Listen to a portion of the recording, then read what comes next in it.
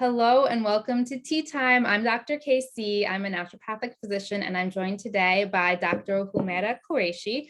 And Dr. Humaira is a wonderful naturopathic physician with a practice in Fort Lee, New Jersey.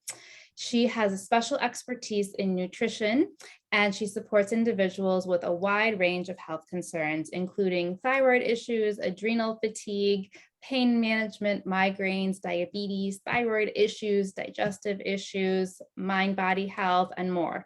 Dr. Humaira, thank you for taking the time to have a cup of tea with me and chat. Thank you for having me here. So can you tell us a little bit about how you got into naturopathic medicine initially? A lot of us naturopathic doctors have some kind of personal connection with our medicine. Right. So getting into it was more of like, okay, one of like the philosophies when I was researching about naturopathic medicine, I found that getting back to like the root of the problems, the root of nature was a big thing. And I've always had that strong gravitation towards nature and just like natural sources. I would always think like, okay, you need to kind of figure out what you're putting into your body. So in nutrition wise, there's a lot of things that we can do within our lifestyle that is going to be very important. And that is more natural based. You want to make sure you're having like natural foods and things like that to incorporate. Other things like herbal medicine is a huge thing as well. So I felt I just had that more nature based source within me that I wanted to figure out that if we go back to our roots, can we at least like prevent and maybe even heal certain conditions that are going on, which can stem from a shift from that within itself. So our lifestyles can be very like stressful. We might not be taking care of our health as much as we should have or paying attention to it. And that all really does play back into what's going on. What is the root problem of it? And the root can be just, not not incorporating the natural things, even just like, oh, being in nature at times. So that kind of encompassed me in like finding naturopathic medicine, because I know there was more to medicine than just taking medications in itself or like masking those symptoms. You can really try to figure out what's going on and use, again, natural-based therapies, vitamins, minerals, supplements, herbal medicine, mind-body techniques, things like that to help incorporate it, which naturopathic medicine does encompass in itself. Yeah, I love that. And that was a nice touch on a lot of the principles of naturopathic medicine there. So thank you for that. Can you talk a little bit more about mind-body health? I know that's an area you have done a lot of work in.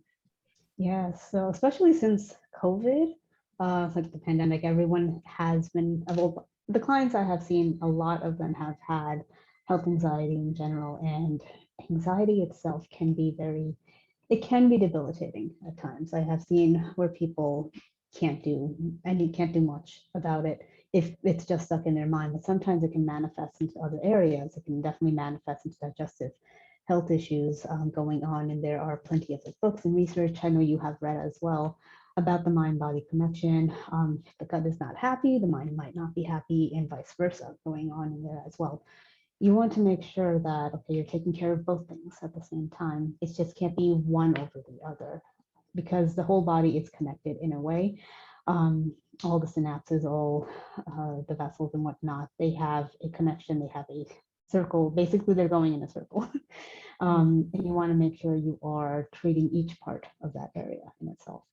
So the mind-body connection with that, like you're a whole, you don't want to fix yourself in just like one piece at a time type of thing, but rather come together in that sense.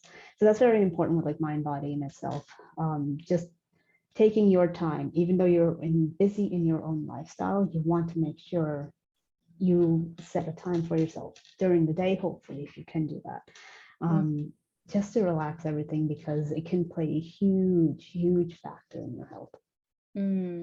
Yeah, and that just reminds me of something that I've heard that I like to come back to as like maybe a more tangible example for people. Like, when we eat junk food, we know that upsets our digestive system in different ways. It can cause all sorts of stuff, diarrhea, gas, but all sorts of stuff. But when we consume not food, but when we consume like toxic information in a sense, upsetting information, really conflicting stories, different things that throw off the balance. And it affects everyone differently. But that's like consuming toxic stuff, just like the food, but it's going to affect maybe the mind, the emotional aspect more, but it's all connected, like you were saying. So I like that example of that. Just I've been hearing that recently. Yeah. Sometimes it's like negativity or those like emotions just glue to you. Some people are more sensitive than others. We can see that, but it can still be in the back of someone else's mind. And that can still grow and grow and grow. And you want to make sure you're taking care of that as well. Yeah.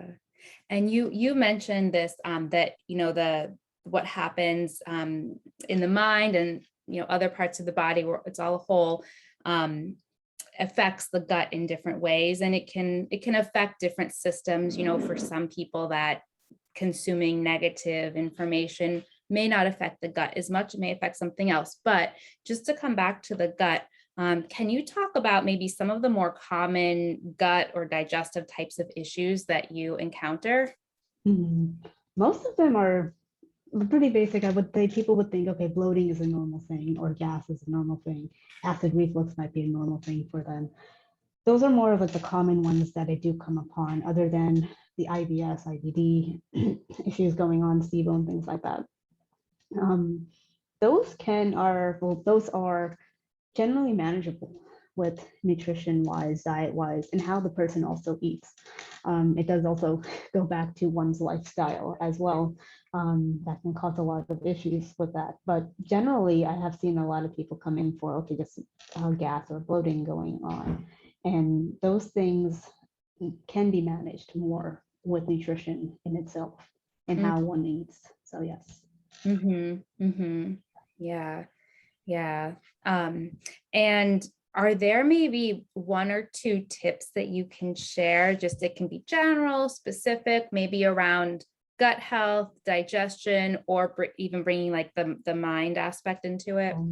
Yes, so definitely. One thing that I always recommend to my clients, and even just like my family members and friends, is basically eating your food slowly, making sure you're chewing everything. So I know within our lifestyle, especially within the Northeast, I guess America maybe in general on the city side, we're always in that rush, feeling that rush state that, okay, we need to kind of eat and get the work done. So we take maybe 5-10 minutes to just not even chew our food, but just swallow it. And we need to properly chew our food, because digestion does start in our mouth in itself. We have enzymes there to break down the food. And once we do that, it can be easier on the stomach of itself. So it can break down the food even further, and then you can get your nutrients as you need. And you won't have that bloating. You shouldn't have that gas either. That's one of like the biggest things. And also, I would say water intake. Like not having it at the time when you're eating. Maybe you can have a couple of sips here and there, but you don't want to dilute the digestive enzymes, both in your mouth and in your stomach in itself. So yeah, not guzzling it down while you eat either, but also drinking it throughout the day, because that is also important. Sometimes you can be dehydrated and your stomach can be upset because of that as well. Your body can be upset with that as well. So that's an important thing. So those are a couple of tips right now. I love that. I love that. And I will say, and I'm sure you've had this experience as well. I've had patients who just, they gulp their food down, it's just maybe one chomp and then it's down the throat. And when they change that, when they bring more mindfulness, it's like, whoa, this makes a huge difference. It's amazing to see what these seemingly simple tweaks can actually do. So just really, really cool. Now, I know you have a lot of expertise in nutrition, and you've written a cookbook in the past, or with someone else. Is there like a favorite meal or a favorite dish or a favorite food that you can share, and maybe just tie it to gut health a little bit? I mean, I'm a foodie in general. Hard to choose just one. It is hard to choose just one, especially like, I can tell you this, it was kind of difficult to kind of like create the cookbook, because when I usually cook, I just kind of throw things in to find like the flavor, to have that specific flavor in itself. So yes, if I'm trying to choose one, I would say maybe like a lamb curry with the coconut milk in itself. The Mm, lamb itself is like easier on the stomach, especially also for like autoimmune diseases, people have those. And similar thing with coconut milk in general as well. It's not going to be as reactive. It's one of my more favorite things to go with because it's easier to like digest in a mhm. sense. It'll be easier on the stomach. So I guess that would, I guess for right now, would be my favorite meal. Yeah. Yes, yes, I would say that. And then of course, like always having like some kind of salad, either like cooked or a raw salad in itself, or some little bit of sauteed. It's salads are usually just kind of like general, have kale or even dandelion greens. I love having something kind of bitter as well. Mhm. Adding maybe a little bit of papaya, beets, things like that. Yes, I'm just gonna add a lot of flavor into myself. I'll invite you to dinner next time. Awesome. That sounds good. I love curry too. All of those, I can't tolerate a ton of spice, but I love just the savory, more savory flavors. And a Mm, lot of those seasonings, the spices and herbs that are in curry have some nice health benefits too, yes. which is Yeah, nice. but turmeric, even a little bit of ginger, you get in there, cumin. So yeah, all of those help with it. Sounds so good. Not just salt and pepper. So let's use our herbs and other spices as well, guys. Yeah. Oh, love that. Thank you for sharing that. Um, okay. Well, we are gonna run out of time almost, it looks like. So I think it's actually time to wrap up. This has been so nice, so good talking with you. Where can people learn more about you and connect with you if they want to, if they're in maybe the New Jersey area? I know you also do some telehealth work, and have Mhm. resources on your website too. So what's the best way to connect with you? Yes, I would say even like phone call. I don't post as often on Instagram, but I will try there as well. They could always message me on there, and I can connect with them. Email, phone is always a good option. You can read more about me through my website as well. So there are different like, ways to connect. I will always answer you. So whatever works for you guys. Oh, wonderful. You are so kind and caring. So I will put your website and contact info in the notes below the video.